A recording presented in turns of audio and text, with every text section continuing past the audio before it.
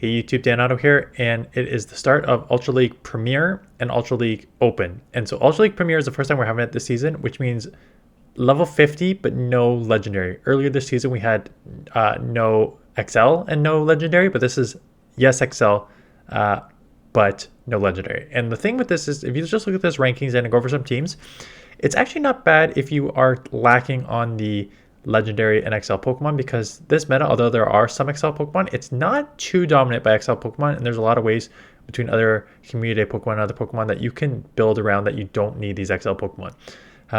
So if you want to play this week and you don't have like the Legendaries or tons of XLs to do the Open, this may be a good idea. So let's go over these rankings, and then I'll go over 4 teams I put together. So let's go over the XL Pokemon. Steelix as 1 and 2. I think it's mostly just because Steelix is super tanky. Dragon Tail is just a hard-hitting move. Unless it's like a steel, there's not much that's gonna, or like a fairy, it's not much that's gonna resist it. Psychic Fang's obviously lower attack, crunch, good coverage overall. Bulky, main answer to Pidgeot, like it's such a hard answer to Pidgeot, which makes it so high up there. And that's why Galarian Stunfisk is high up there. Kind of Steelix light, right? Covers Pidgeot, ground, tanky. You need like level 50 XL here, I think. Earthquake was well on most things. Rock Slide for coverage there. Scrafty, I think, is going to be pretty strong in this meta because it answers like the first Pokemon for starters. Is bulky. It can answer a lot of these other Pokemon on this list, like Aurora, Sandubble, and Walrein. Like a lot of things weak to counter. Trevenant weak to dark. Obscune weak to fighting. Lucario weak to fighting. Like, so there's a lot of things that it can beat here. It's obviously going to get beat by the fighters, which there's a lot on this list, so we'll go over those. And flyers. There's a couple flyers on this list, but even on the flyers, like you can kind of hang in there with some foul plays there, so it's not too bad. Pidgeot, I think, is going to be everywhere just because you're going to see it on team number 1. It like beats a lot of stuff, just like Wing Attack, Feather Dance, and or Brave Bird Nuke, and just, you know what Pidgeot is, right? Other XLs on this list, Trevenant. Trevenant is going to be pretty strong, but also Pidgeot, right? So it's kind of like one of those, like, if you can run into a Pidgeot Trevenant, you're going to lose probably the match because you're just going to get hard walled there. But other matchups, it's like it's going to dominate Swampert, it's going to do well against Steelix, it's going to do well against Galarian Stunfisk, do great against the fighters, do decent against like Walrein as like the Grass Knot. So it's going to be a strong Pokemon.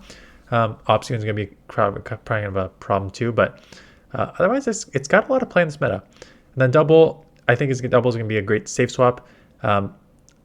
Kind of like a Scrafty light to a certain extent, like you're weak to fighting as well, but the Body Slam spam is real, and then Payback as like a sort of nuke for either Trevenant or other Pokemon here. But the double kick, Body Slam come really fast. But then there's a lot of non-XLs on this list. So let's start Swampert. Again, Mudshot, Hydro Cannon. As long as it has Mudshot, Hydro Cannon, that's not nerfed. Swampert's going to be like top 10 on every list here because it is just so spammy. It's going to hit neutral on pretty much everything here. Super effective on a lot of other things. It's a beast, right? Aurorus is an interesting one because it's going to be a great answer to Pidgeot and a lot of the flyers here, but it's super weak to fighting, being a rock, ice type Pokemon.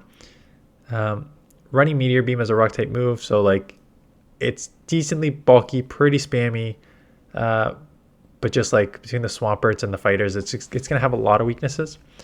Speaking of the fighters, Sirfetch, Machamp, Lucario, and non-Shadow, like Machamp and Shadow, non-Shadow.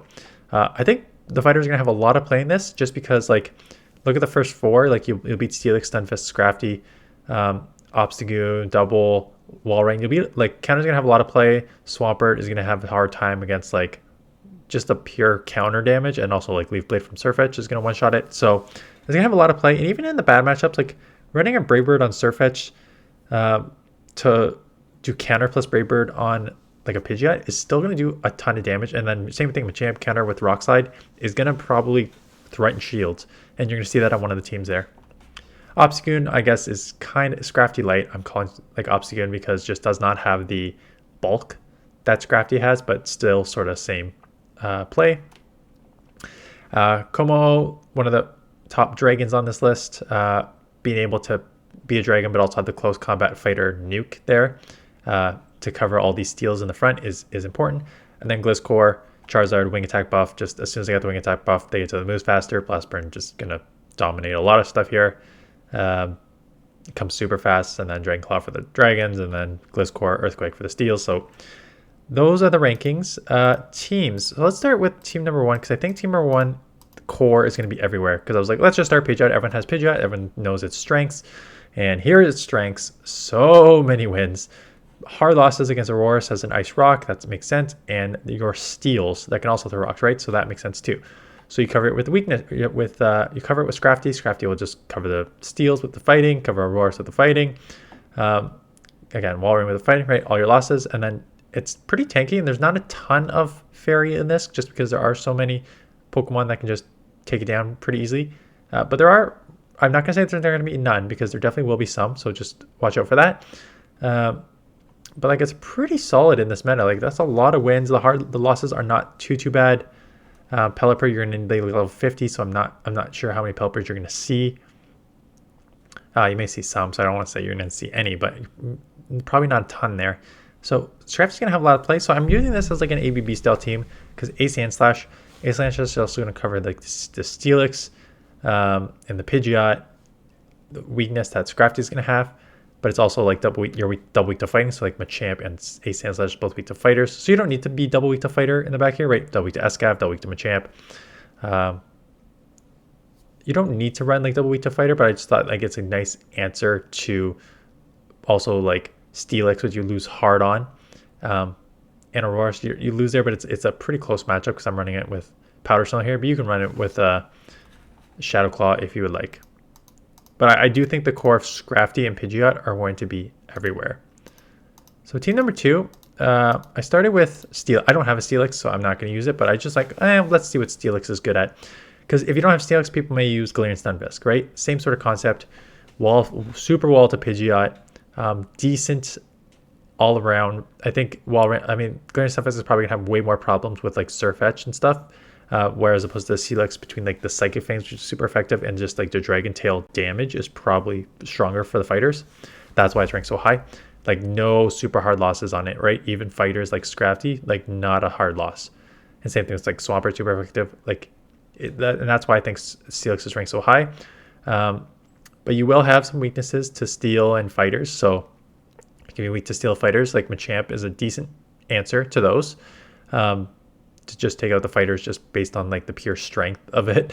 As long as it doesn't resist, like Machamp's pretty high attack stat, just should do well against most fighters. Then you need a third, and this is sort of AB style in that you need to draw to Pidgeot, because your backline is double weak to Pidgeot.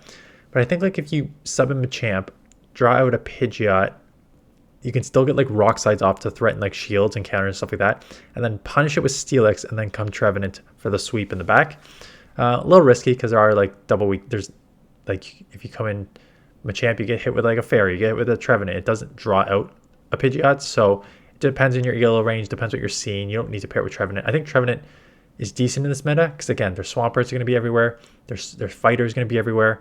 It's such a great answer to those. But like, man, when there's a Pidgeot or Noctowl, but Pidgeot more particular in this one, you do not want to get your Trevenant locked on a Pidgeot, or you are going to lose that match really hard. So it's always risky running something like Trevenant in a meta that can be dominated by Pidgeot, but that is it. Team number 3, modified triple water team. So the triple water team back in the day was Swampert, Gyarados, Walrein.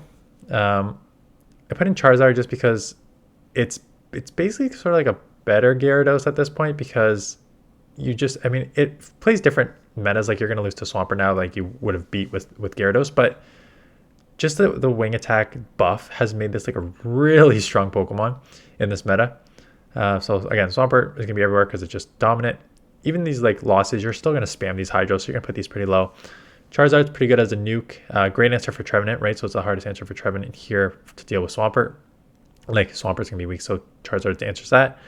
And then Walrein as like one of the best answers to Pidgeot in this meta. There is going to be a lot of fighters, so Walrein is tricky, because I do think that if you are running Pidgeot, you are running an answer to Walrein and Aurorus, which is probably a fighter, right? So you're probably it's gonna be alignment there. So you could run like Walrein, Charizard, and then like a neutral. Like, Swampert's pretty much neutral in this situation. Abomasnow is gonna be a bit of a trouble issue, but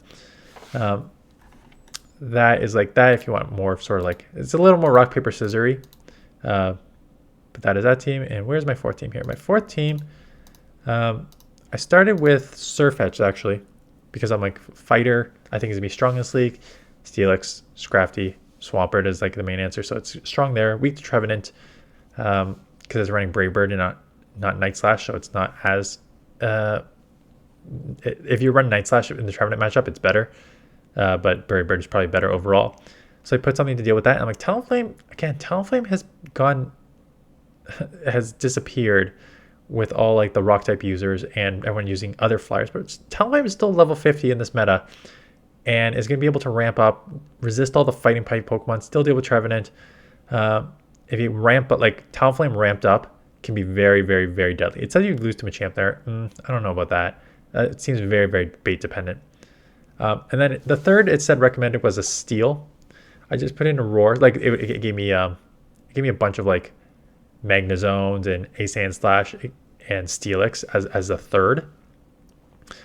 So it'd probably be better to go Steel here, because Surfetch is going to be weak to Fairy, and then you need like another answer for Pidgeot and stuff like that. So that's why I recommend Steel. Aurorus kind of fits that bill. I don't have an Aurorus, but it fits the bill for Pidgeot, and a lot of these other Pokemon like Pelipper and stuff like that. Like that, the Steel would otherwise fit, like the dragons and the flyers and the bomb snow. So that is the teams. I will be posting Open Great League teams later on today, so check that out.